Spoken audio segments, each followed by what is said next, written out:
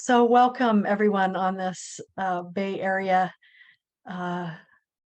Saturday. A little bit of fog here for us, kind of allowing us to settle in this afternoon. I'm Christine Kovach. I am the manager of bereavement services at Mission Hospice and Home Care in San Mateo, California. Mission Hospice was founded in 1979, and we are the last remaining small, independent, nonprofit hospice on the peninsula. And I am just so delighted to welcome our guest speakers today. We have Doctors Richard Harvey and Eric Pepper, who come to us from the Institute for Holistic Health Studies at San Francisco State University. They are here to guide us in a very special program this afternoon. And they are the authors, along with Fass, of a recently published book, Tech Stress: How Technology is Hijacking Our Lives, Strategy for Coping and Pragmatic Ergonomics, something we may all find very relevant. Welcome, both of you. Thank you so much. I'm going to let you both take it away. Well, thank you so much, Christine, for both the invitation and for all of you to take a Saturday afternoon, when you could be outside taking a walk in nature, meeting with friends and having social connections. And instead here, you're sitting in front of a screen, trying to listen digitally, which is paradoxical even to the book we wrote, because we would say, gosh, we should be outside taking a lovely walk, having a cup of tea with friends and sharing our positive and challenging issues. What Rick and I will do is do a Mud and Jeff show. We'll alternate. We have tons of slides we may never use. We'll move back and forth, and we want to make it meaningful for that, because we'll focus less on we won't focus really on the psychology of grief, because I think, in that process, we have the missingness of people, our exhaustion, being a caretaker at times, there are many other qualities like this, our loss of social support, etc. What we want to focus on really are strategies by which we can mobilize our self-soothing, our self-care, to mobilize our own health, and in that sense, acceptance through breathing. And we are really, truly both have become aware how powerful breathing is. There's really not, if I took our little slide for a moment for the beginning, this was our introduction. This also tells us how we can be contacted. Eric Pepper and Rick Harvey will take over in a moment as well, and he will guide us through a collaborative exercise. For many of some of the topics, you may want to look at a blog as well that contains more material. That's called pepperperspective.com. But I'll stop sharing. I won't stop sharing for a moment the screen, but just to point out that breathing is really, to me, remarkable. We give a sigh of relief when this lecture may be over. Some of you have been waiting with bated breath for this presentation, and few of you may even think that we are just full of hot air. But whatever it is, the key is that hopefully we'll share some concepts which will optimize one's health. And we both have been impressed so much that breathing is one of these things we're doing unknowingly, unconsciously. It happens normally and totally impacts our emotions. It impacts our health, and it works both ways. Our thoughts and emotions affect our breathing pattern, and our breathing pattern and posture and being affects how we experience thoughts and emotions. And it can be totally restorative. And just to show a tiny bit of data just for fun, and then I'll give it over to Rick. All the students, our students at San Francisco State, the ones we teach, go through a program, have the opportunity to go through a program where part of it is learning relaxation, some pieces of mindfulness, and breathing. And after they have done this for about 4 or 5 weeks, let me show you this, the data. It's most interesting that all of a sudden they report, after 5 weeks, a significant reduction in symptoms when they practice breathing. Their anxiety goes down, their neck and shoulders go down, their stomach upset goes down. We almost going to think, I can't stomach the world. Less headaches, irritable bowel, menstrual cramps for the women. They tend to breathe less in their chest. They have less cold hands. It is so impressive when I look at this data. And these are a range of students.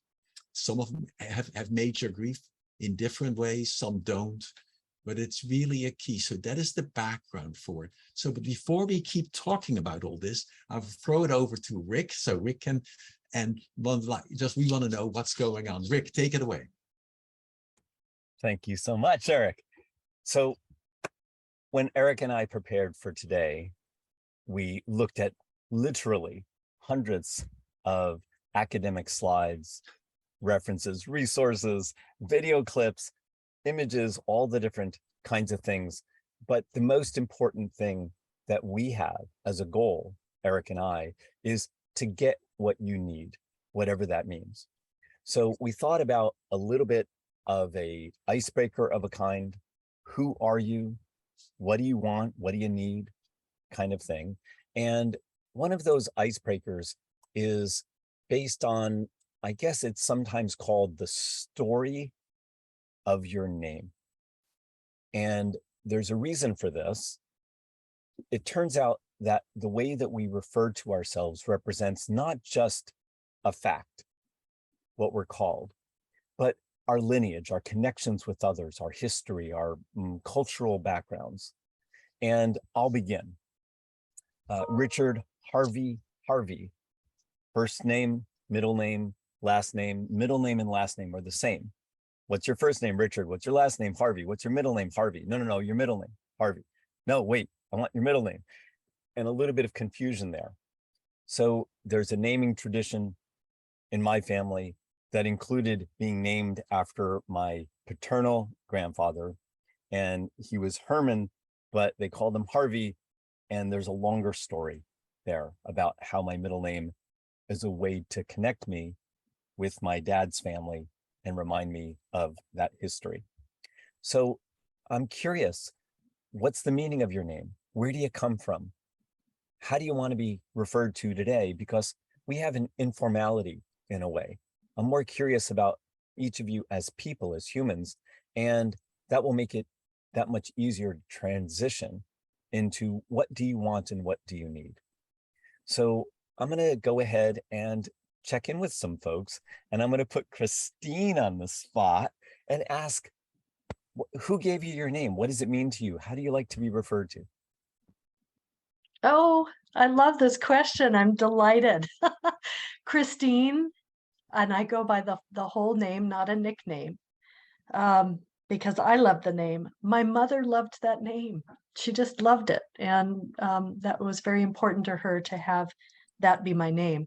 My middle name is Elizabeth, and Elizabeth has a long history in my family.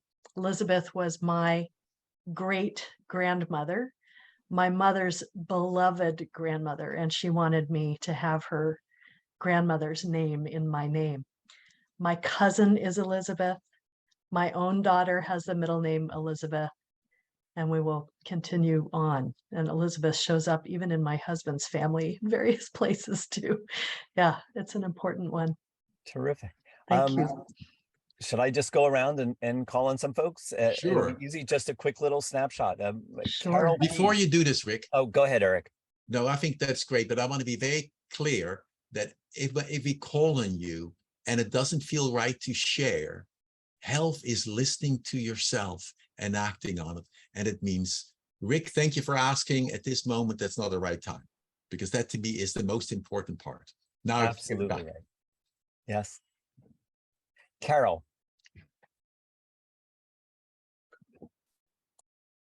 Hi, what an interesting question. I haven't thought about this for years. So my background is Ukrainian Jewish. My mom was born in Ukraine, and my parents I was the firstborn. My parents really wanted a boy. So they had the name picked out and the whole deal. When I came along, they didn't know what to do with me. They didn't know what to name me. And so when I was discharged from the hospital, my birth certificate reads baby girl Priven, because they couldn't come up with a name. And later, they chose Carol because in the Jewish tradition, you name after dead relatives. So I had an Aunt Karen, or some Russian name. So I was named after her. Thank you. Likewise, lovely, thank you. Joanna. Hi, my name is Joanna Claudine Khan, and my married name is Dumay. So I'm also Ukrainian Jewish, but through kind of more distant relatives, like further back. But I'm named Joanna after my father's mother's middle name, just Joanne. And then Claudine is was my mother's name, who was a beloved to my mother. And Khan is a Jewish last name coming from Eastern Europe. And then Dumay, my husband's name, his ancestors were French. So Great. that's where we are. Yeah. Thanks. And again, as I'm listening, I hear many, many ways of perceiving and understanding the world that come through in our names. I was going to call on Yuval. Yuval, I know it's past midnight. True. The meaning of my name is actually a small stream of water, but very stable, and it's the beginning of a river. So I'm trying to flow as the water flow, and this is actually I'm married to my wife's name is Michal, and it's also the same meaning, so it's really interesting. And together we try to create a river. It sounds like a big convergence of water, which is fabulous. It's very life-giving. Exactly. Very life-giving. I also noticed that there's some other folks that are not on the video, and at the same time, would anybody like to connect through the audio and give a story of their name? And if you do, just unmute. It's always difficult and challenging once one's sitting and Zoom to start doing something unless you're called upon. But health is also really, it's taking charge, believe it or not, and then going and doing the task we want to do. It looks like Sylvia, you unmuted yourself. Sylvana? Yes, I did. I can't get my video turned on, and I apologize for that. But you're not missing anything because I'm pretty old. So my name is Silvana Vankenbach, and the legacy with my name is different than other people in some ways because there isn't the family legacy. I was named after Silvana Mangano. So my mother was pregnant. My mom and dad were at the movies watching a movie, and my dad really liked Silvana Mangano and said, if it's a girl, let's name it Silvana. So I was named Silvana after Silvana Mangano.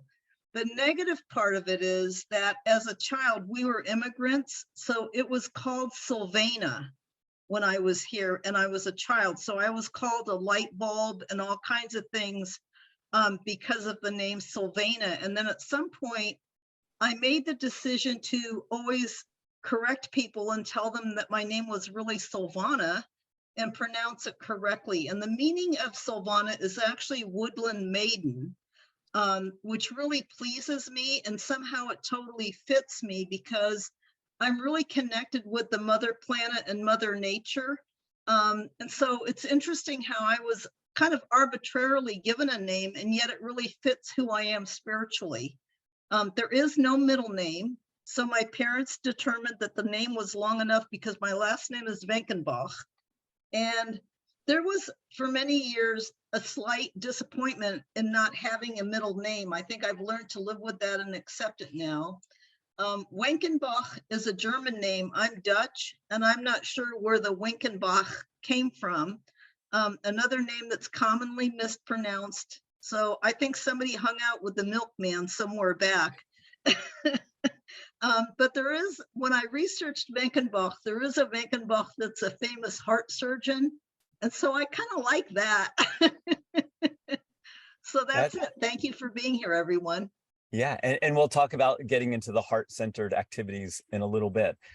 Are there others?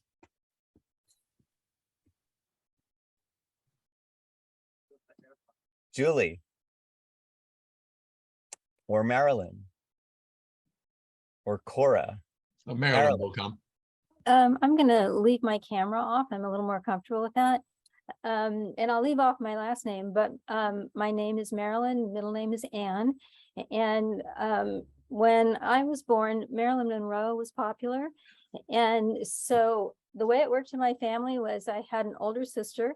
My mother got to pick my older sister's name. My father got to pick my name.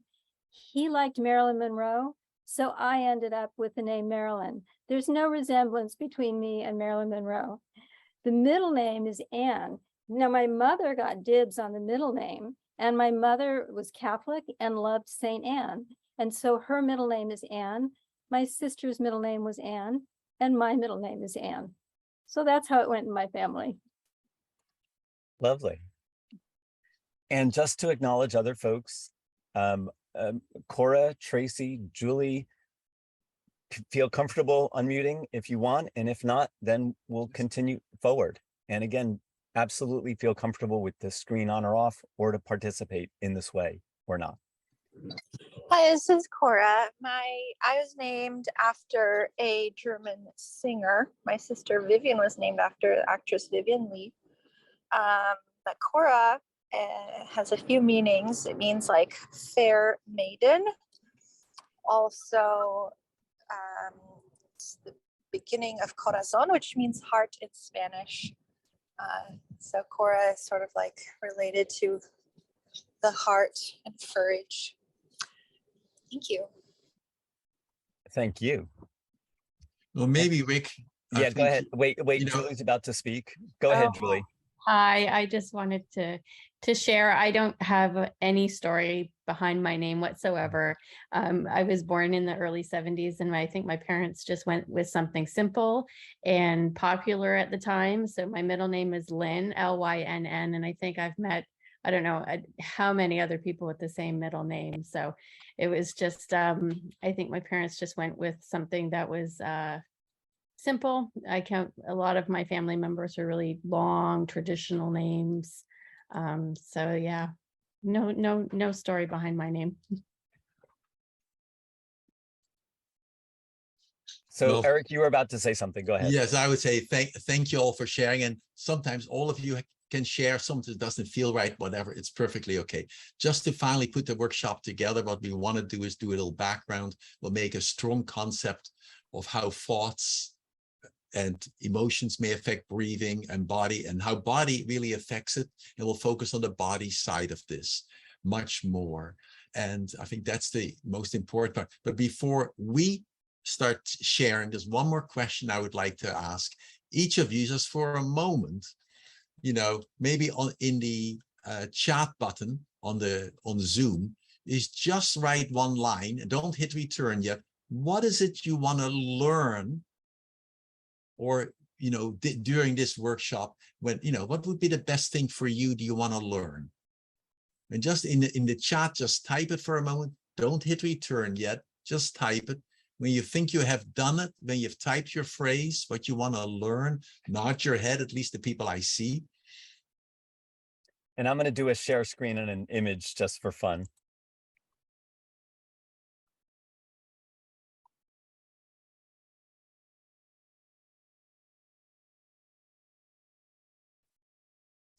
But it's really, what is it you want to learn in the chat? And now hit just return so we can read it all. We can all look at the list for a moment. I want to learn how to use my breath to calm. I want to learn what breath is capable of doing. Great. Others. Just keep typing for a moment. Awareness of breath during the day. Very good. I mean, you all are good. It's unimportant. It gives us the sense. Maybe someone else will put something in. Great. How to alleviate stomach tension. We'll go over that. I'm sure how to teach other people for breathing. More techniques for our brave clients in self-soothing. I think we'll try to cover all of those. And there may be other ones that are coming up. So the final other question I want to ask, and that's again, you can put in chat. Just think about for a moment, what do you essentially, what are some of the phrases you associate with breathing? Remember, we have many breaths. I'm all choked up. There are many. So for a moment, just in chat, just type some of the phrases you're familiar with. It's a way to really see how breath is really in our language reflected with mind and body. And just think of that and type one or two of those phrases. Notice here you probably thought, I'm only going to sit back and I'm not being asked to do anything. And now we're asking you to put some phrases together or something. And then just hit return or so whenever a phrase pops. Hold my breath, right? Very good. There are many others.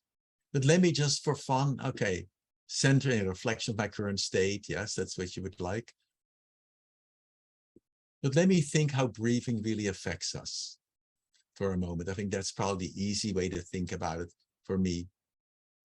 And that is, there are a number of phrases if you think of breathing. I'm breathless. I'm all choked up. I'm full of hot air. I'm waiting with bated breath. And then in grief and dying, I inspire or I expire. I do heavy breathing and then I'm all puffed up. I need to take a breather. I need to catch my breath. Don't hold your breath.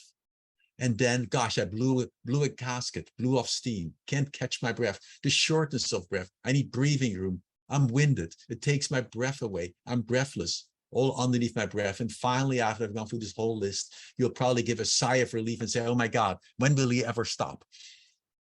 But there are many of these kind of phrases. And if you look at breathing, if I just quickly summarize, it's so interesting that what we call dysfunctional breathing, that's breathing patterns that may cause challenges or difficulty or contribute to illness. They include, anxiety, panic, anger, impulse control, stress-related disorders. Even cognitive performance and blanking out in exams are linked with breathing. And physical, chronic pain, headaches, asthma, GI distress, cardiovascular problems, peripheral circulation, even epilepsy can all be aggravated, and there are many more with breathing. But before doing much more, I can also think of breathing having a spiritual connection.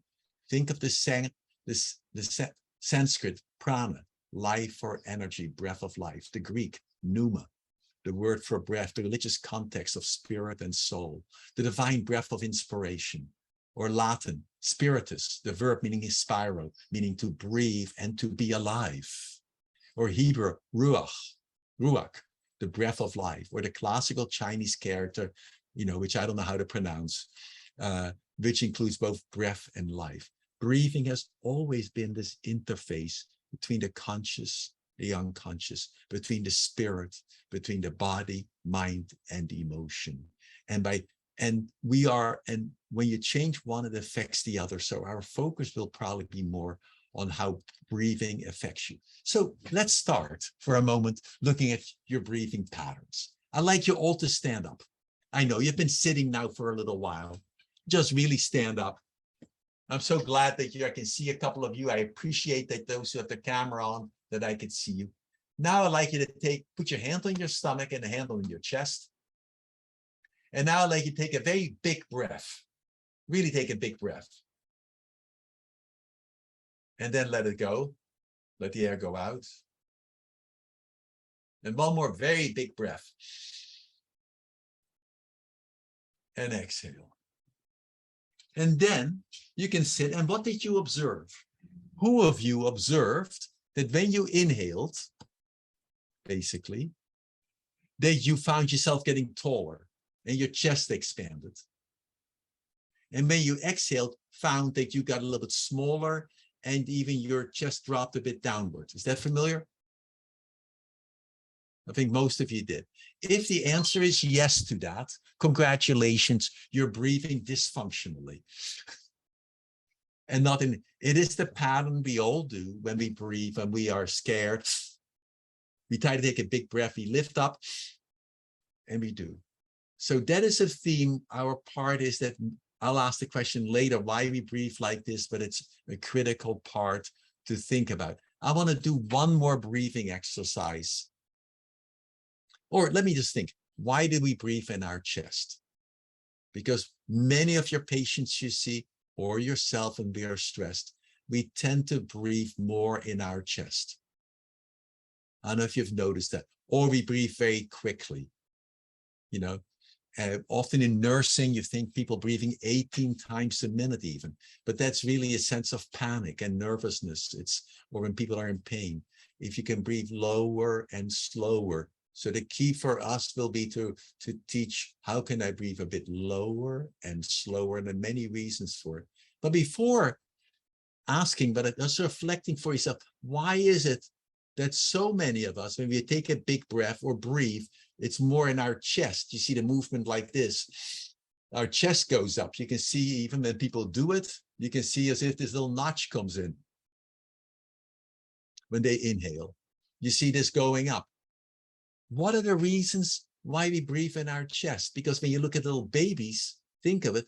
If you look at a happy little baby sitting up, it doesn't do that. It's like, you know, it has this big Buddha belly, and the big Buddha belly moves, and the upper chest has no movement at all.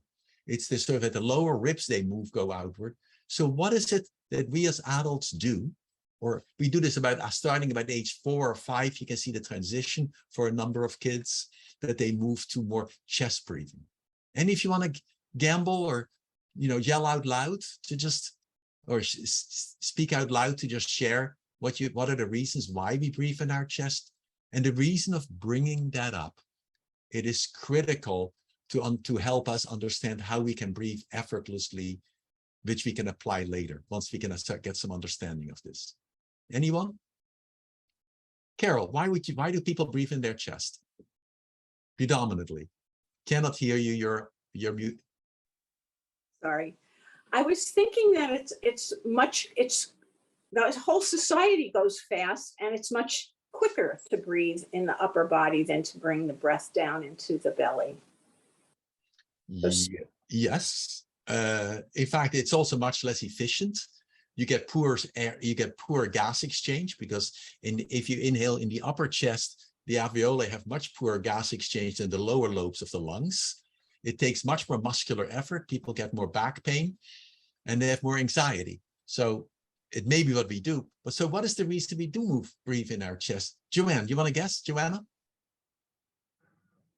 There's no right answer or wrong answer. I was thinking, does it have something to do with survival? Like, if all people do it after age 4, I'm just curious if, like, you got hit with something, would you?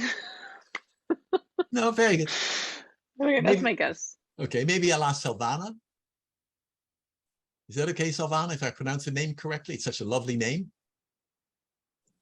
I just had to unmute. So I was thinking, you may think this is bizarre, but I was thinking, like, for a lot of us that are like women or even boys, we're taught to have our chest out and our shoulders back. And it's kind of a breathing through the chest kind of can augment that, or kind of, you know, trying to develop that posture habit. You start to breathe more into your chest. Yes. I think they're all true. Anyone else who wants to speak up? I'll just start unmuting and I'll wait for a moment. Mungo or Marilyn or Cora, any other suggestions? How about just general muscle tension that comes with stress? So blocks maybe the ability to take a deeper, lower breath. Yes. So let us think about it more. Basically, both Rick and I take an evolutionary perspective, just like we did in tech stress. You can ask, why do we breathe in certain ways or do things? And we tend to breathe in our chest as a defense reaction. If I see it from an evolutionary perspective, there's a saber-toothed tiger there. I gasp, I almost inhale. I lift a little bit, tighten my abdominal wall. I give an alarm reaction. I'm getting sympathetically aroused. I freeze in place. And hopefully the tiger will not see me. And then later on, I can let go. But now we do this automatic to many stimuli without knowing. So one, it's a defense reaction. And for many of your clients and yourself, if you are very sensitive and you were a child and emotionally very sensitive, unknowingly, when almost something happens outside you, somebody yelled not even at you, you would almost tighten up. You would tighten your gut, your abdomen. You would breathe more shallowly in your chest. That's one. Two, which is very common, is culture, our clothing restrictions. You know, I wear a tight belt. I have designer's jean syndrome, as we would call it. My belt is very tight. And many of you know that when you go to a restaurant, at least for often for males more obviously, when they're eating, when during the middle of the meal, if they undo the upper button of their pants, they feel more comfortable. You know, and so and that can be both clothing restrictions, which really affects breathing massively, or it can be self-image, because I've learned, as was pointed out by Silvana, that when my culture around me, I want to stay slim. I want to hold my gut in. I learned this whether in ballet for women or other places. And then I puff my military style up. It's a lot of work. I get lots of misdirected efforts.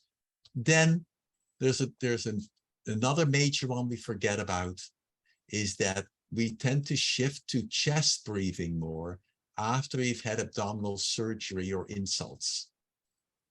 So if if you had surgery, if you had an abdominal injury, or you had a hernia repair, or a cesarean operation or something else, then what you learn is not to move the abdominal wall, because after surgery, when you move the abdominal wall in and inhale or exhale, the stitches would be pulling. That would hurt. You don't know you're doing this. You then don't do that, and you shift to shallower upper breath breathing without any awareness. And that becomes a new way of being, which gets you virtually at risk. And now think mentally, how do babies breathe? And how does, and if you look at a baby that's sitting up, a toddler, and it's peaceful, not crying, then I'm not going to recommend that breathing today. Then what you see, it's the Buddha belly of the baby that moves. The upper chest has almost no movement at all. It's a whole body breathing. Or just think of your dog lying on its side. And when you look at your dog lying on its side, then in fact, the stomach of the dog moves up and down, or the cat, and the chest has almost no movement. That's how we want to develop more peaceful, regenerative breathing. And let me just do one or two slides for fun, and then I'll show this one. I'll do this one is what you can see what we do for breathing. I'll share my screen for one instant. Here we are. You all have seen these kind of slides and pictures of people. This is obviously in from the 19th century. The women used to wear corsets very tightly around their waists, and that led also to the labeling of a room in San Francisco. The lovely painted the lovely painted ladies, the Victorian houses which are in San Francisco. The stairs on top, the room on top of the stairs is called the fainting room. And the reason it's called the fainting room, because if you wear a tight corset like this, then by the time you're up the stairs, you're huffing and puffing, you go, that leads to hyperventilation. You may even faint, or you need to recover.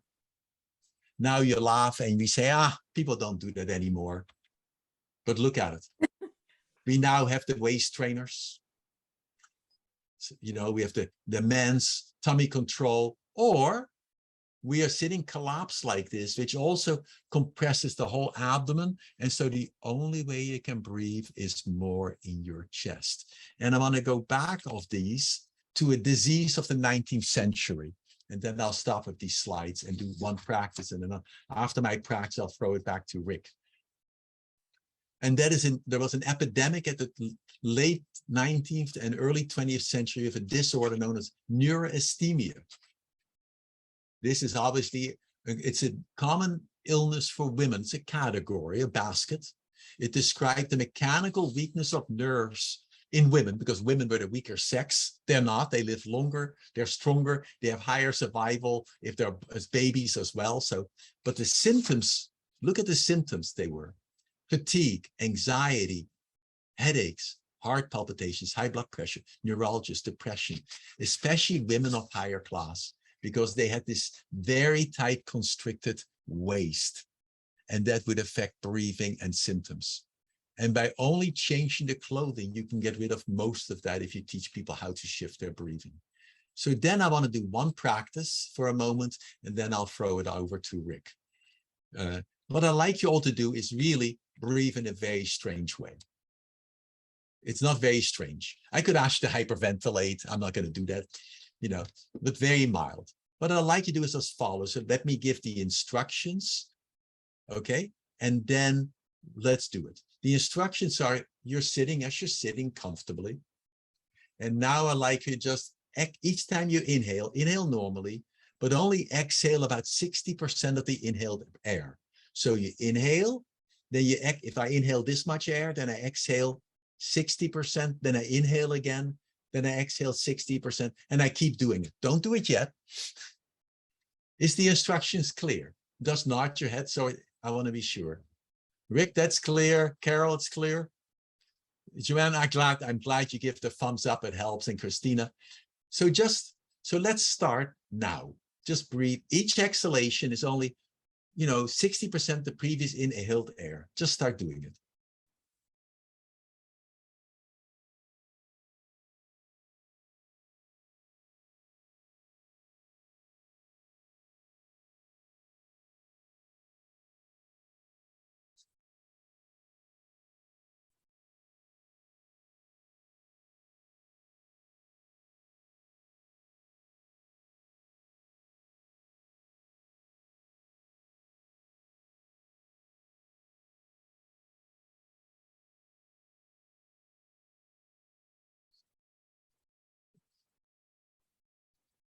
I think that's enough. And what did you experience?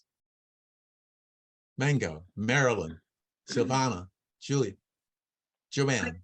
I ended up with a really tight chest and feeling like I couldn't get air. Yes, that's one. It's good. kind of a Yeah. suffocating feeling. Yes. Who? Somebody else? Yes, Joanne. Almost immediately I started to feel panic. Yes. So I had to pull back a little. Great. I'm glad you listened to yourself. That's very important. Someone else. Carol? You're mute.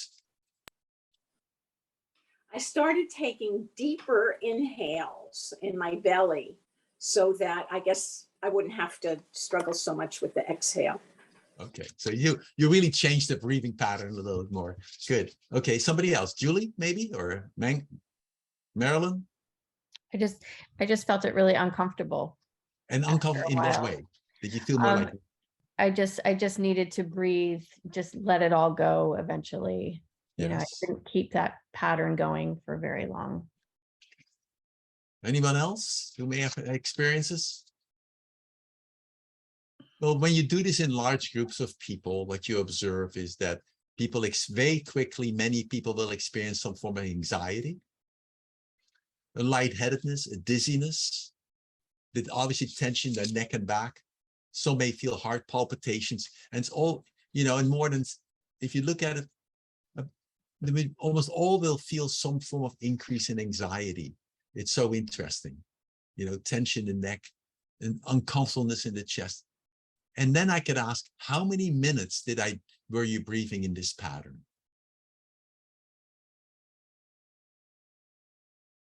Carol says 30 seconds. And the reason I bring this up, in 30 seconds, many people who breathe that way will start developing some form of these symptoms, which is somatic. It's lightheadedness, it's dizziness, it's unclarity of thinking, it's tension. And what is so interesting for those who I see on Zoom, and Rick and I see, we didn't see you do anything abnormal. It wasn't that you're doing these breathing big sighs or anything like that. You were just breathing totally normal. I did not see any changes in any of you, really. But notice, by just changing your pattern a little bit, you all of a sudden can affect emotions. And I think this is so clear also when we have grief, we get captured, our breathing starts changing, and then it also escalates. And the question is, how can we come back and get deeply centered and have not to become a witness and an acceptance of that process?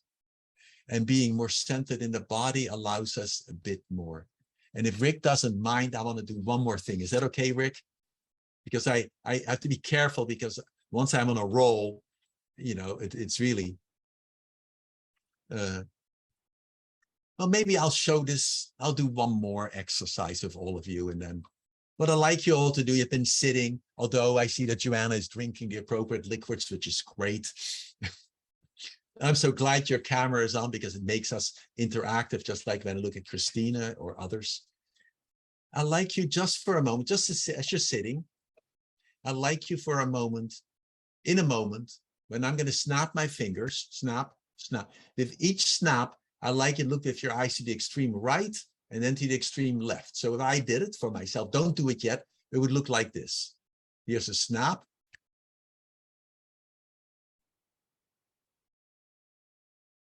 You see how my eyes move back and forth to the extreme right and left? So are you ready? That means yes. Go.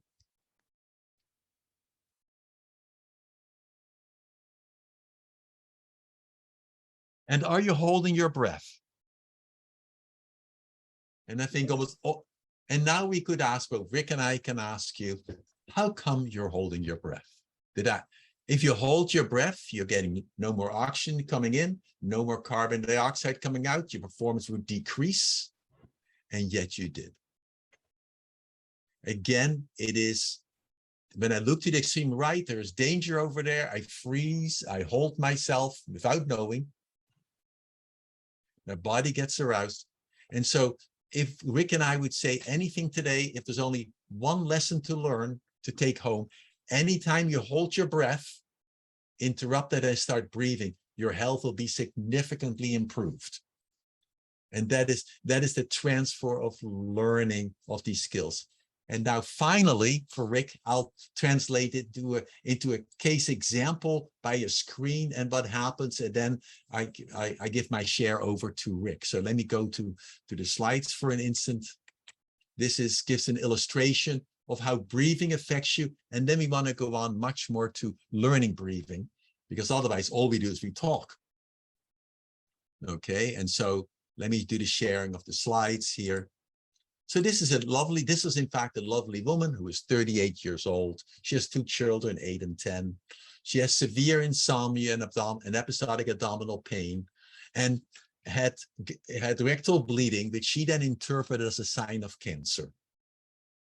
She went to, it was really a polyp. She became extremely concerned, and because of this worry of concern, she had to take a leave of absence, and she couldn't sleep, and because of the massive abdominal discomfort. And so many people, when they have anxiety or nervousness, also get GI discomfort. It's the metaphor, I can't quite stomach it. It's too strongly said, but there's a piece to it.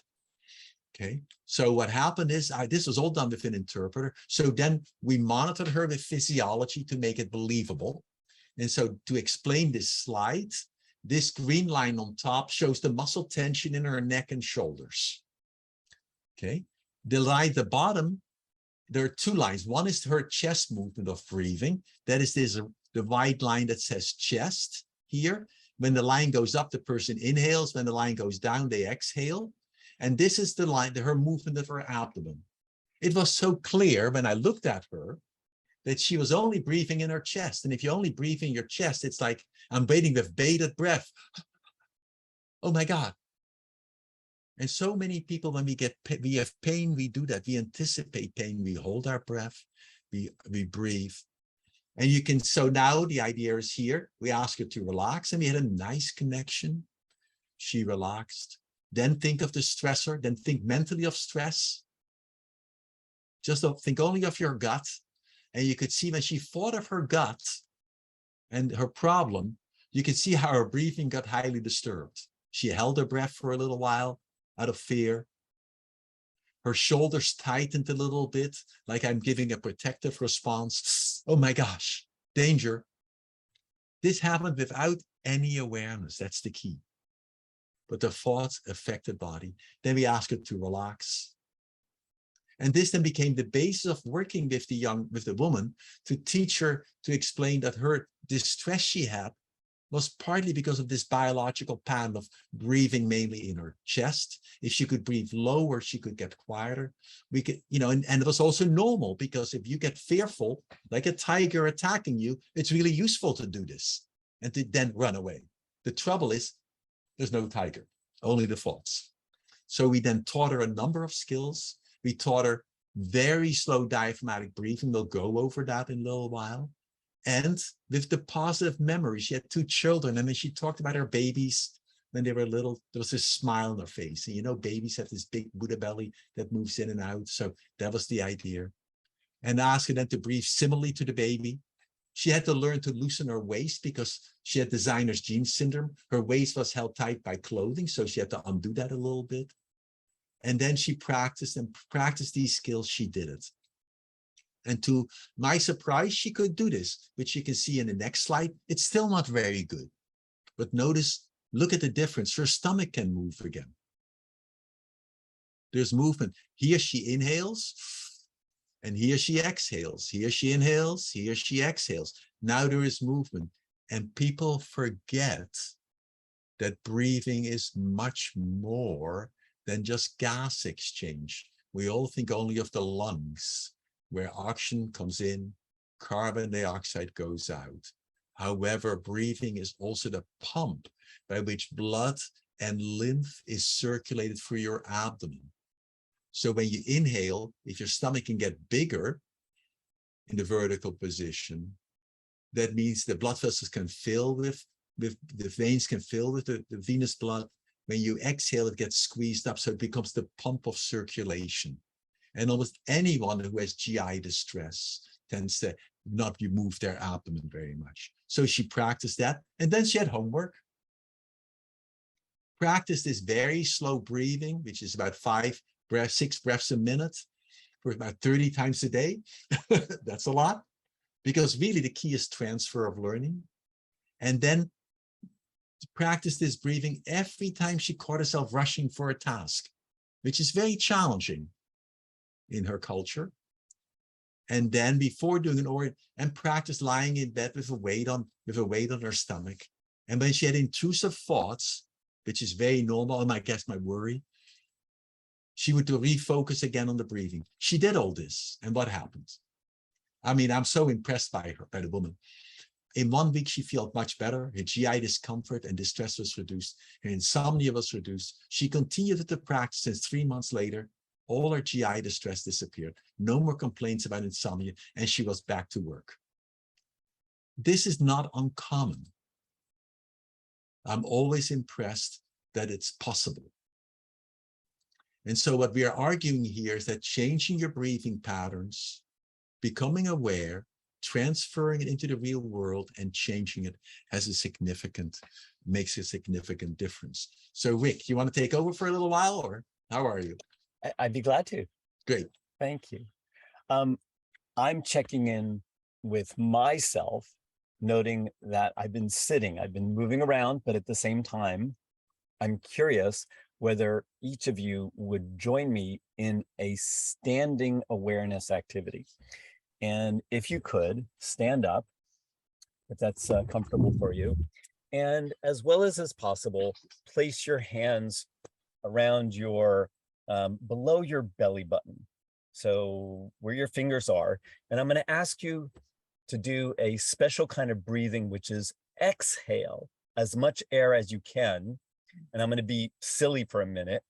Go ahead and push all the air out of your belly to the point almost of gasping. So, and then when you breathe in, you might feel your belly expand. You might feel the fingers aware that the belly, the bottom below your belly button, that you have more air coming in. So you can practice once or twice, exhaling as much as you can, push all of that air out, and then watch your belly rebound as it fills up with more air. So go ahead and try this once or twice. The way I would add one phrase to it, Rick, if that's okay. So when people are exhaling, your stomach is really coming in and getting smaller. It's as if it's pulling the stomach content into your chest. That's what you probably mean, right? Exactly.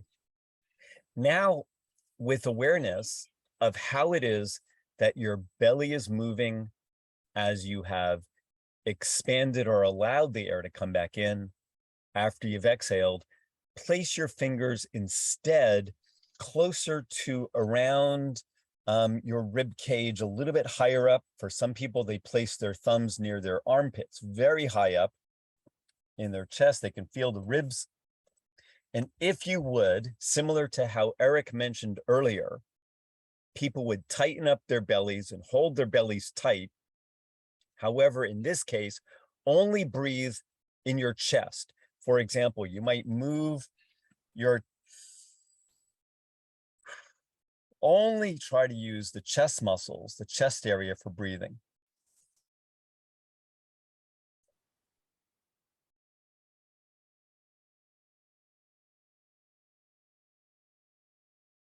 And now, if you would, try to hold your belly tight and your chest tight, but take 2 fingers on either side near your carotid arteries and try to feel the muscles around your neck area.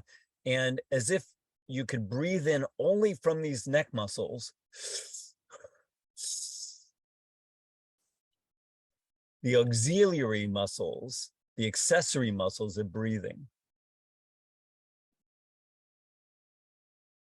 And then if you would, have a seat and try to breathe normally. And there's sort of a rhetorical question, and I have a guess of what the answers would be, but where did you feel the most amount of air was coming into your body? Was it from the lower, the middle, or the upper set of muscles that were moving the air? Where were the experiences and the feelings of air? Where did you get most air coming in? Christine. Well, I can definitely get more air in if I go all the way down to my belly. And oh boy, the awareness of trying to breathe up here, very uncomfortable. Yeah. That's just hardly anything at all.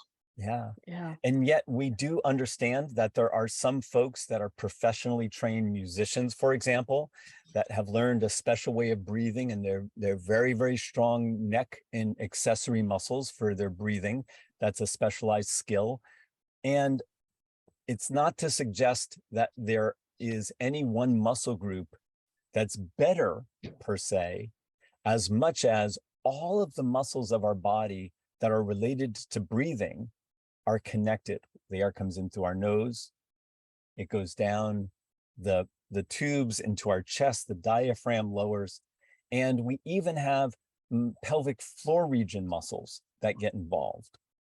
So I wanted to shift gears just slightly to a new set of awarenesses and sensations. There are 2 parts. The first part is, where do we experience sensations of the body, as we had just done, being aware of the muscles and as they move. The second is, where do we experience things like emotions and or memories that are associated with the different kinds and the styles of breathing. I'm going to speak figuratively first, and then we'll move to an awareness activity. Think back from an evolutionary perspective when people were, I don't know, living in caves, and a first response when something is uncertain, when something is unknown. For example, if we think that there's a predator outside, or some folks that want to hurt us or harm us, our first reaction might be to tighten up our muscles. We might go, and that reaction of tightening and bracing allows big bones to protect the core organs, allows the shoulders towards the ear to protect the neck and the carotid artery. And that is a defensive reaction, somewhat like the fight and flight response, but we're going to go one step before fight and flight. First, it's the, I need to orient where I am. There's a second phase that's argued, which is sometimes called a resistance phase. The resistance phase is something like, figuratively, we might yell and scream and pound our chests, get out of here, trying to scare off the predator or the attackers, as an example. The last is we need to defend ourselves, or we need to run away in order, they're too big, they're going to eat us or hurt us. Think back now to the modern jungle, figuratively speaking. Mostly we get to grin and bear it. Sometimes we get to push back, but how often can you tell the boss, go away, you're giving me too much work? The time that we get to run away is at dinner time and at lunch breaks, as an example, but mostly we're tightening and bracing. If we think about worry, concern, anxieties, that's the tightening and bracing piece. So how we hold ourselves still. When we resist, sometimes we push air in a directed way. I'm not going to use the words anger and rage and hostility, but there's an element or a hint there as to the emotion. And the same thing about how do we resist and go to silence, hold things in, or violence, become outwardly aggressive. Now let's go back to these big broad strokes of emotional experiences as categories: anger and sadness, fear, also detachment. How do we say, oh, it's not really going on? And silence some of our internal awareness. Breathing has many elements that are associated with the combinations of emotional experiences as categories that were just mentioned. However, each of us has our own experience of what those emotional categories would represent for us. Let's go back to the activity now. In this case, I'll explain the directions and why at each phase. If you would, get in as additionally comfortable a position as you can, seated with both feet flat on the floor. If you happen to be lying down, stay lying down. If you happen to be standing, stay standing. But get in a position where your feet are grounded or your body is stable. With both feet flat on the floor, for example, lower your gaze or close your eyes in a safe way for yourself. Begin listening to the sounds outside of your body that include my voice, that include sounds that could be a fan noise from a computer, a high-pitched Wi-Fi sound in the room, sounds that are outside of the space that you're in. They could be street noises. They could be building noises. They could be body sounds, sounds from within your body, your own breath sounds, any sounds at all. Allows you then to shift attention to sensations of breathing. Now, if you would, breathe in a special way. Take a very long breath in for a count of at least 4 or 5 seconds, for example. Then continue exhaling for a count of about 5 or 6 seconds, for example. On your next round of breathing, you may imagine that the air is coming in 3 dimensions around you. For some of you, you may feel the back as the rib cage expands. You might feel the bottom of the chair or the space that you're sitting in as the lower lobes of the lungs expand, as your pelvic floor muscles release and relax. You might even imagine air coming in through the bottoms of your feet. Pull energy up from the earth is an imagery that's sometimes used in this example.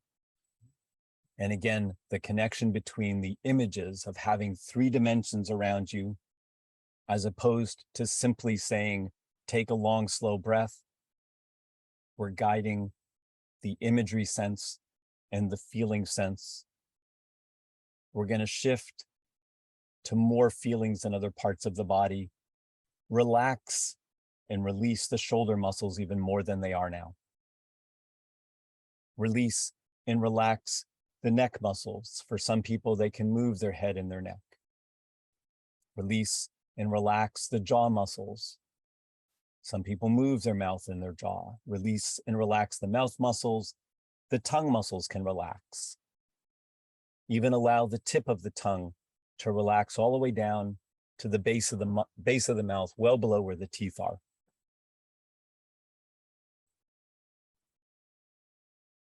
as easily as you're sitting there now, bring to mind someone in your life who is nice, who is kind to you, who can make you feel safe and reassured, who can bring a smile to your face, literally or figuratively, inwardly or outwardly. When you're ready and at your own pace, take one last long, slow breath, where in this case, you're breathing in for about 4 or 5 seconds and out for about 5 or 6 seconds. When you're ready, wiggle your fingers or your toes. Get ready to yawn, to stretch, to move your body, to bring attention back to the space. And the mini vacation, if we think about a micro break being just a few seconds, a mini break being a few minutes, as we just did, and then anything more than a few minutes is a bigger, longer break for any number of purposes. Just let me go back and check in with some folks about what that multi-sensory, we did some sights, imagery, we did some sounds, we did some feelings, kinesthetic awareness, and there may have been some other sensations or emotions as we sort of did this body scan of a type. There are many, many types of these body scans. What was that like for some folks?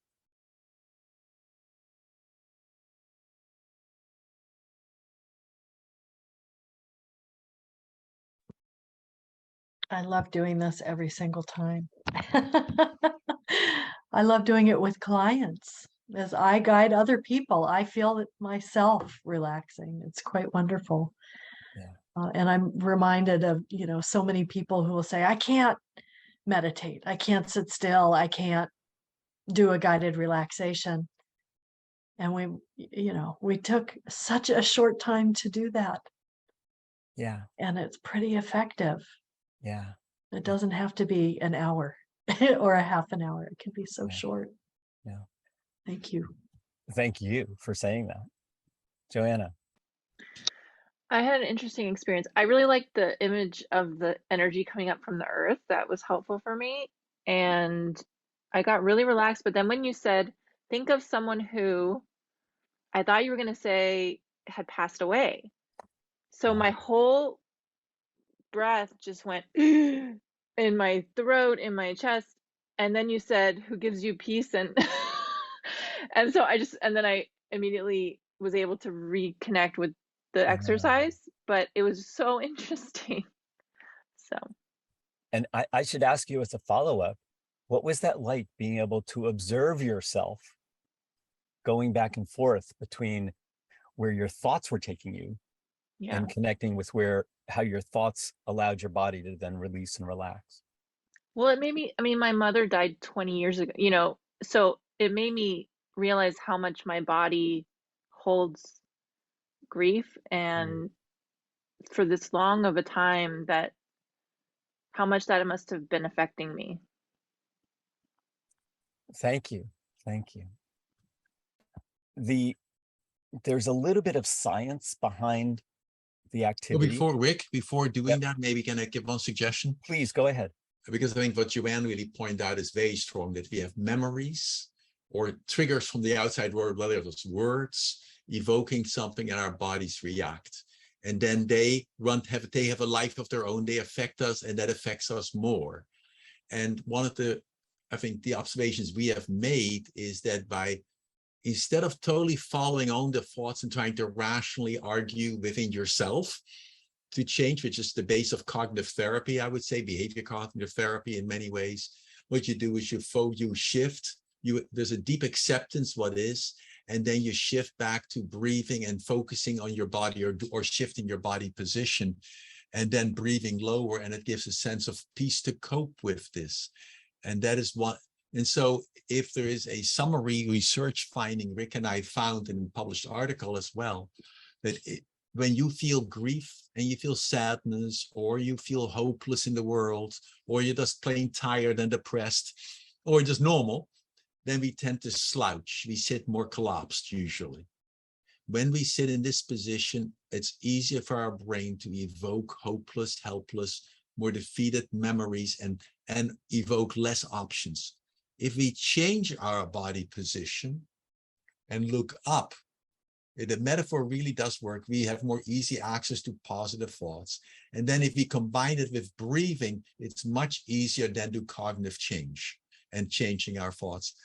So that is one piece. And I thought maybe, Rick, I would like to take people through that exercise of posture and combine it with the breathing. And then the final piece of the breathing is we should do that because when you work with clients or family members, it's sometimes I'll do that first. I'll talk about that. We won't be able to do it here. Is when you are captured by your thoughts, by your emotions, it's very hard to self-regulate sometimes. And one of the most powerful ways we have found with students, with patients, is that you can breathe with them together. So what they are sitting or lying in bed, and if they have pain, some people have excruciating pain. There can be hip pain, abdominal pain. And what we then do is we start breathing as we would like. We breathe in their rhythm as much as possible, except when they exhale, we exhale a tiny bit longer. We encourage the person to breathe slightly slower, longer. Don't inhale much more, just exhale more. And then what you do is you stroke the person with your hand from the shoulders as they exhale. So when the person inhales, your hands are on their shoulders. All of you do it to yourself. Sit back, put your right hand on your left shoulder. Now, as you inhale, let your stomach get bigger so that the elbow doesn't lift. It's just your stomach gets bigger, as if your anus goes down. And now as you exhale, you almost can squeeze the arm as you're exhaling down. Literally out the fingers. So what you do is you take a breath into your stomach. The stomach gets bigger. Now let the air flow out. You know, I'm making a sound to help that. And as the sound goes out, I'm as if I'm pulling the air right through the arm, and I stroke the arm downward at an easy flow. Then I go to the other arm. I put my left arm on my right shoulder. I take a breath. I inhale again. My stomach is bigger. My chest didn't go up. And as I exhale slowly, I stroke.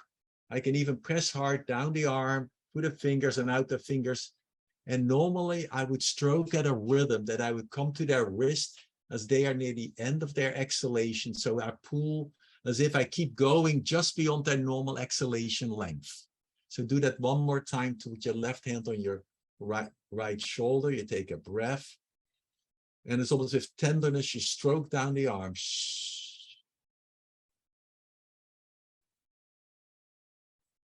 And now if your eyes are closed and your hands are just on your lap, now when you are breathing, you can almost imagine more easily, like with each exhalation, like just a flow going down your arms and out your hands. And one can do that equally the same way when you put your hands on your hips. So put your hands on your hips. You will once again inhale into your abdomen. And now as you start exhaling, stroke down your legs to your feet. So you have to bend forward. And squeeze your legs all the way as you exhale. Out your toes. And then when you come back up, you're just up again. Inhaled in your stomach. And then repeat it a second time. As you exhale, squeeze down your legs. Down your feet, beyond your toes. And then you come up, and now with your eyes closed, just sort of sit here. Have your hands resting almost against the wall of your abdomen. Then as the air goes out, as if you feel the lower part of the abdomen come in a tiny bit, you almost pause, relax, and then feel the lower abdomen filling again, getting bigger like a balloon. And then as you exhale, imagine the air flowing right down your arms, and then down your legs and out your feet. And if you do this with others who are in pain, let's say that abdominal pain, your hand starts above the pain, go over the area of pain, and with their breath, go all the way down their feet, or down, if they have pain in their shoulder, from the shoulder down their hands. The pain often is reduced remarkably and very easily. If that makes sense. And how, as you did this kind of breathing, how was it to feel some flow through your arms or down your legs? Did you notice that, Christina, or Carol, or Joanna? I really like the idea of incorporating other body parts into the breath. It's something I'm not used to doing. And it's, you know, it's a little bit Tai Chi-ish, I mean, Qigong-ish, but it just feels less, it feels more meticulous, more close, like we're closer to it. Yes, and if you think about it, you know, when moms stroke their babies to be peaceful, soothing, you're also evoking that same reflex and pattern of caring. So yes, it's a quality of touch. So as you stroke down the person's legs, but in hospitals or hospice, we've done it so often, you know, you stroke down, because it's okay. You can always start at the thighs or knees, you know, easily. And it's so remarkable when you touch, the person feels, you can see them almost melting at times. And if they have pain, for that moment as they exhale, you exhale with them, make a sound so they can hear it. And it's like the pain just washes away for a moment, because when you're touched, your brain stops thinking for an instant. It only focuses on the area of touch. And so you combine this peaceful breathing with that, and it works remarkably. I was going to show one or two pictures. Wait. Go. Yes, go. Can I just add two more Please. pieces, which is the system reacts in synchrony. All of the, not just your lungs, but your heart and your kidneys and your liver, and most importantly, the circulation. If we think about one of the functions of breathing, it's not just to mechanically ventilate and move oxygen and carbon dioxide, but it's also to allow the movement of other fluids and liquids. All the nutrients need to move to the different locations. When we have some kind of discomfort, or when we have some type of pleasant experience in an area, we can both figuratively breathe into that area, adding more of the nutrients, adding more of that energy. Whatever energy and whatever nutrients means is a long conversation. But by bringing awareness to the locations in our body, as Eric was just suggesting, arms and legs and back in different locations are places where we hold energies and we hold experiences, we hold memories, we hold our emotions. And by breathing into and out of, figuratively, those areas, we are giving life, we are raising awareness, and we are moving those energies and those nutrients around in different ways. Now, there's a long conversation, many more hours than we have today, but I also notice that whereas we can go on for a long time, there's only about 10 minutes left. And I was curious about finding out what else you might have as questions, or what is it that you still want to have Well, Rick, addressed. before we do that, Yeah, go ahead, Eric.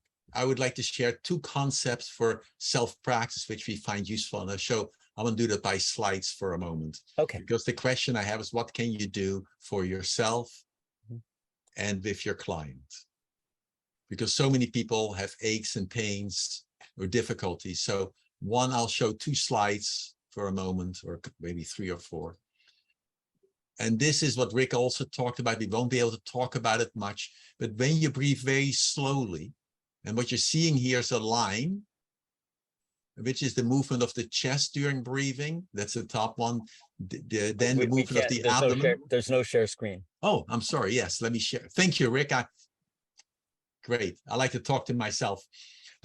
Here, now I think you all see it, right? Here you see a chest, it says chest. Here you see abdomen and heart rate. And what you see is that when the person inhales, their abdomen gets bigger in 360 degrees. It's not just it bubbles out up front. The sides go out. The pelvic floor drops. It's like when you feel really safe. It's like a balloon expanding in that area. And even the lower ribs get a little bigger, but you're not inhaling that much. And then that during that phase, you could say it's sympathetic activation. It's part that our parasympathetic system pulls out and we are getting more fight-flightish. And then when we exhale, that is when we become parasympathetically dominant. The vagus comes back.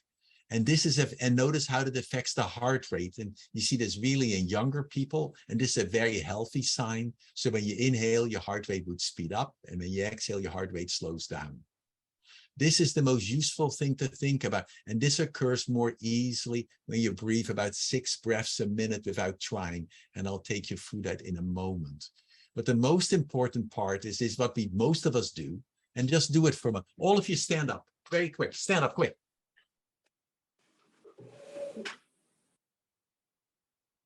And now sit down. And how many of you, when you stood up, held your breath for a moment? Right. Almost everybody. What you just did is you did something like this. You stood up. You may even have gasped a little bit. I got to stand up. At that moment, you got yourself sympathetically activated. That would increase pain. It reduces healing in a way. And if I can do the opposite, I can do it during the exhalation phase. Then my pain really is reduced because I now don't activate. So now stand up. Put your hands on your stomach again for a moment. Let the air come in like the balloon gets bigger there. Have a smile on your face. You can still be tall. Let exhale, start exhaling slightly. And if I did it as a model, I would start exhaling. And notice I started to exhale, relax, and then I continue doing the movement. Just try that. So sit down once more. And now do it. So you inhale, let the air start flowing out before you do the initiation of movement. Which is very hard because, so it's like I inhale and then almost relaxing my shoulders as I start exhaling, and then I do the movement. So do it one more time. And what you may see is that it was slightly easier and you felt a little bit less tension in your body.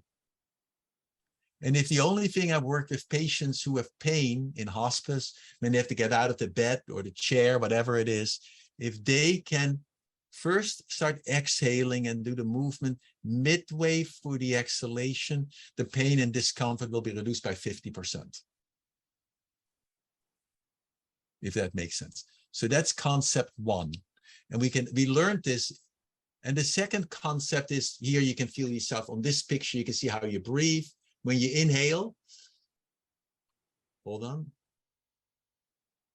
I don't know what I did. My computer just did something strange. But what you can, let me go for a sec. It stopped.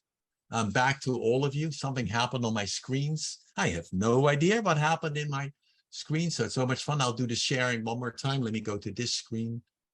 But basically, you want to breathe very slowly lying down. And I was going to guide you through a little exercise, but I need to change my computer for a moment. I don't know what happened. I am totally lost on my computer, so I'll just stay here. Let me go to this screen on my left here. It doesn't want to do it. Help. Rick, I don't know what happened to my screen. The joys of life, a most useful practice for home, and I would recommend that, and for patients as well, is get a 3 or 4 pound bag of rice, put it on your lower abdomen, because we know when we feel scared or when we've had menstrual cramps or abdominal discomfort, usually having something warm on top of my stomach feels good. So you put something warm there, ideally like a bag of rice, and then when you're breathing, let yourself push that weight away from you. And then let the weight, just let the exhalation drive the exhalation. And then breathe very slowly. So imagine you're just breathing like this for a moment. Put your hands against your tummy. And then as if, and I'll count, so allow the air to come in, 2, 3, 4. Let the exhalation occur. The stomach gets smaller, 6, 7, 8, 9. You almost wait. Allow the stomach to widen again. You feel the muscles relaxing. And again, shh. And then imagine the air flowing down your legs. And then like Rick, for a moment, what I'd like you to do is, as you're sitting here, is just think of a past memory of someone who loves you, gives you positive feelings, and not your partner or not the person who has just passed away, but maybe a grandmother from the past or someone who just brings a smile to you. Evoke that person, that memory. Breathe, keep that memory. Breathe easily like this. Now put your hands on your heart, still having that memory. Put your hands slowly there. And then at this time, as you inhale in your abdomen, it gets bigger. And then as you exhale, as if your hands go out, they literally go outward and spread out the goodwill, the caringness to whoever needs that in that transition. But I literally do the movement with my arms. So my hands are on my chest. I'm really aware of that loving memory. That memory. And then I half smile on my face. I take a breath in. And then literally I let my hands go out. And I do this as a movement, like a mudra. But it's an actual doing movement. And it's so remarkable when we combine body movements with imagery and breath, it is more nurturing and healing. And now, Rick, I'll let you take over because I look at the clock. So thank you, Eric. I wanted to go to Christine because there may be some wrap-up kinds of questions. My intent was to go back to the original chat and go over some of the things that people wanted to address. And you, Christine, might also have some ways to think about wrapping up. I appreciate that. And I want to acknowledge that you both teach this material in a semester-long class. And I've asked you to do what is nearly impossible, to condense these really important healing processes in such a short time. So thank you both for finding a way to do this for us today. But yes, I think if we could maybe go back to some of those requests from folks of wanting to have some awareness of breath, some help with panic attacks. Yes, and I also alleviating noticed that stomach Carol tension. had her hand up as well. Yes. If I might, I want to catch it before we end. So I facilitate grief groups, and we start every group with relaxation of the body and posture. And then I do breath, following the breath. I usually give people the option, where is your breath the strongest right now? Tip of the nose, upper chest, belly, someplace else, neck. I'm wondering if it might not be more effective to actually direct people to belly breathing. I have a bias. Eric has his. Eric, why don't you answer, and then I'll give you another perspective. I would say technically, I would say healthy breathing is the ability to alternate breathing in any way. So whenever we only belly breathe, that's not healthy. If we only breathe in our chest, that's not healthy. Breathing, I call what I would label is effortless breathing. If I look at it, I think of the baby as the model.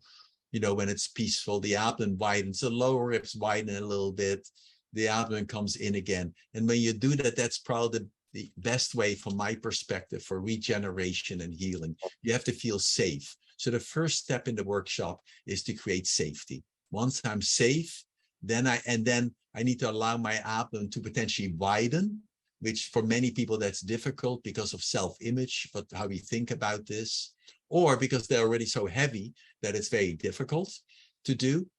then, but the key is if you, and then focus more on the exhalation, that the abdominal wall comes in a tiny bit during exhalation, because that pushes the diaphragm up. And then in the inhalation, let that occur, but you almost like you feel these muscles, the transverse abdominis muscles relax. And if you work with that, because so many of the people we work with have back pain, and you see when they breathe in this mode, their pain often decreases, because if I breathe in more in my chest, and you just have somebody take a gasp and they can feel the muscles along their spine, they automatically observe they tighten. And the other way, they allow more looseness and flexibility. So it is this slower breathing, that's one. And the second part is during the day. That during the day, we often shallow breathe, which we try to illustrate by the 60% breathing or breath holding. Identify those cues and then anticipate them, and then start breathing already really low and slow. If you do that, it's most mind-boggling how panic attacks may not occur. And in terms of panic attacks, that's the question, we see an interaction, at least I see an interaction between diet and breathing. So if you tend to have low glucose, that means I had a lot of sugar, and a couple of hours later, my blood sugar is low, and then I breathe quickly, like in the 70% way of doing, or other ways, I'll trigger a panic attack purely because out of physiology. And so we have had very good success teaching people to breathe lower in anticipation of the cue of getting off the cue of panic, but especially if they first eat some protein and fats. If they have pure sugars and caffeine, forget it, they're wasting our time. But if you do that, and then we teach them, which I just did when Rick and I were in Italy, I was doing a workshop, and it was young therapists who had panic attacks. We teach them to breathe lower. It's not easy because your stomach, you can feel it. If you put your hand on their stomach, which we did, you can feel when they inhale, the stomach has a staccato. It sort of doesn't quite want to let go. Go boom, boom, boom. You know, they've held that area tight the whole time. She did learn that. And then we teach the person to purposely trigger a panic attack by breathing. But that takes the fear away. So if you can do that, practice the beginning part, do that, and then bring it back, then all of a sudden the person gets control. And I just got a contact with the person because she is in Poland. Since that time, she has had no more panic attacks. But she really is doing it, which is the distinction.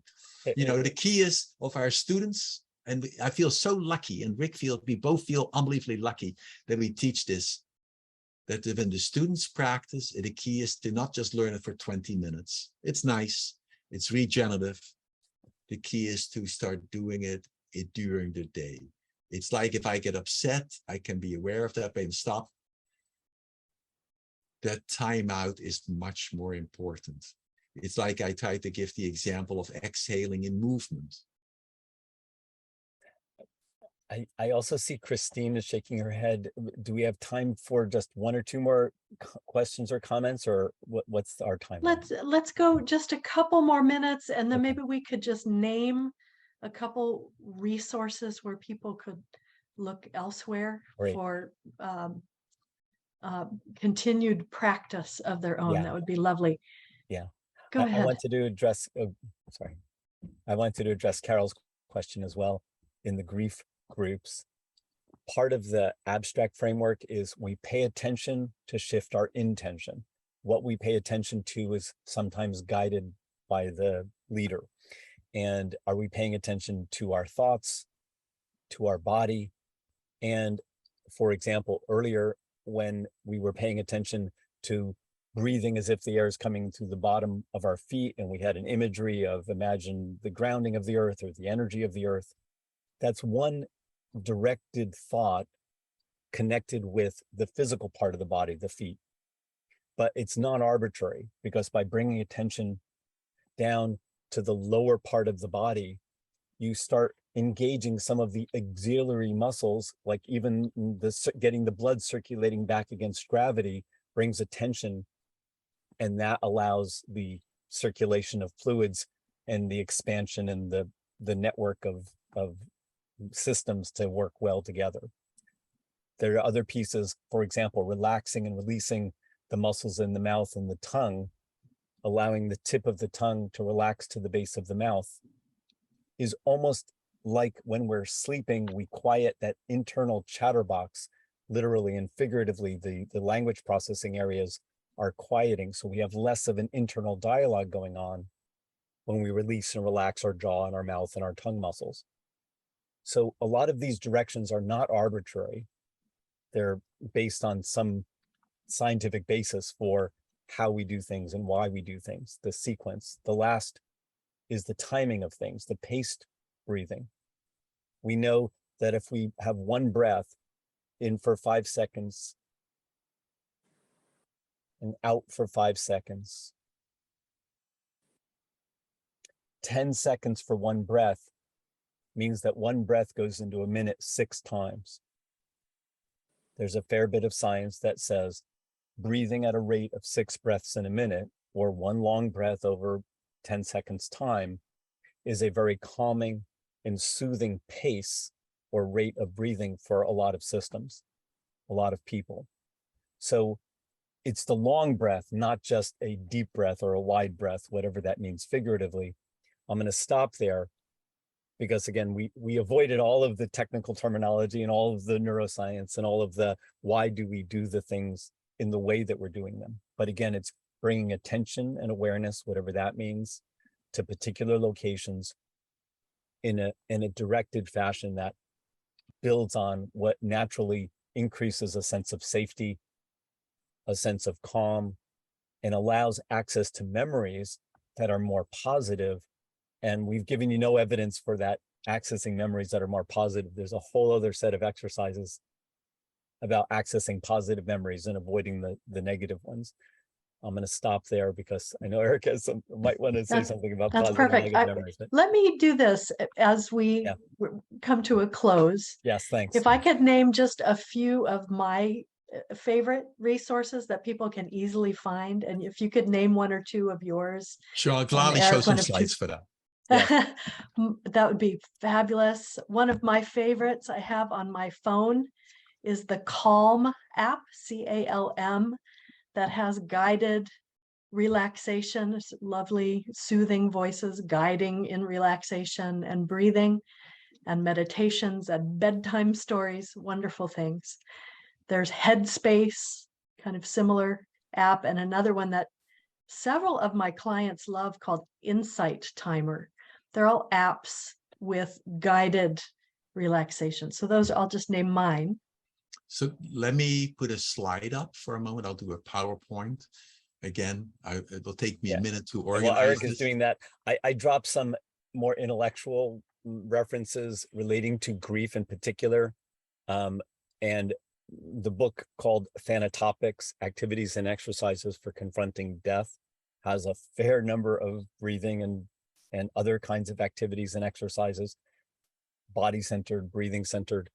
Sometimes the review articles, the history articles, give a sense of that mind-body or mind-brain adaptive techniques. And again, these are just some of the scholarly or intellectual or book-related resources. They are not breathing-centered. They are whole person-centered, a holistic view that incorporates how we're eating and how we're exercising and how we're sleeping and how we're relaxing. And under relaxation, there's where you'll find breathing particular activities. But again, it's the whole person point of view and understanding where we fit in. But Eric, you might have some additional. Yeah, let me show these for a sec. Did you see? I think I'm on there. Yes. Yeah. So let me go to that, what I can see as well. I think one, I've shown there are a couple of video. They're on YouTube. There are infinite videos understanding the respiratory system. Here are two. The one that's the 3D view diaphragm is a really great short video showing how the diaphragm works. So I think that's the book, which is really intriguing. I would recommend, it's a little different, by James Nestor, that really focuses upon the importance also of nasal breathing. So many patients breathe only through their mouth. Learning to master that, it is remarkable. I would highly recommend that book. It's fun to read. It's probably the best book I know about physiology of breath. Then there's my favorite app on the cell phone is called Resonant Breathing. That it has a nice sound that goes up and down as you breathe. You can adjust it. And then what I tend to do is I set it for 10 minutes at about 6 breaths a minute at a ratio of 40 to 60. You know, to me, that's a remarkable one.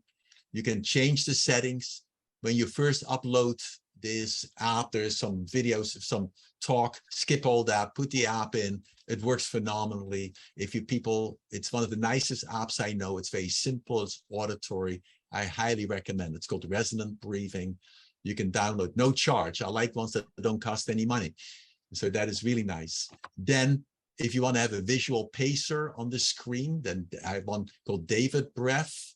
It's by mindalive.com collections. That's why I'm showing it on the screen, because you can look back upon that. And it has this heart that goes in and out, which you see here. So you inhale, the heart rate goes up, bigger. Exhale, the heart rate goes down. And then you can set the length of the session. You can set how long the inhalation should be.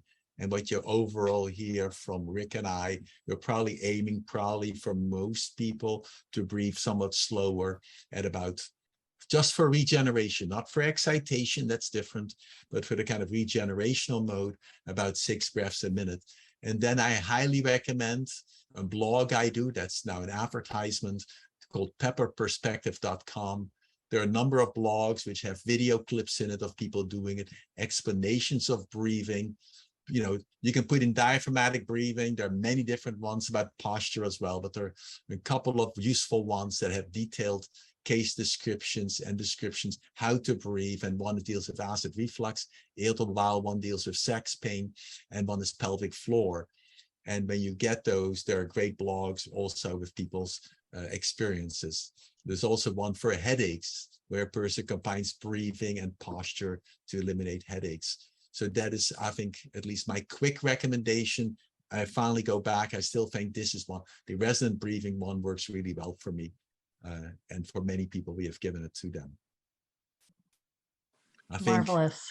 Thank you both. I'm so grateful to both of you for spending this afternoon with us. Thank you all for joining us today. Yuval is coming from so far away. I appreciate you spending this time with us. Thank you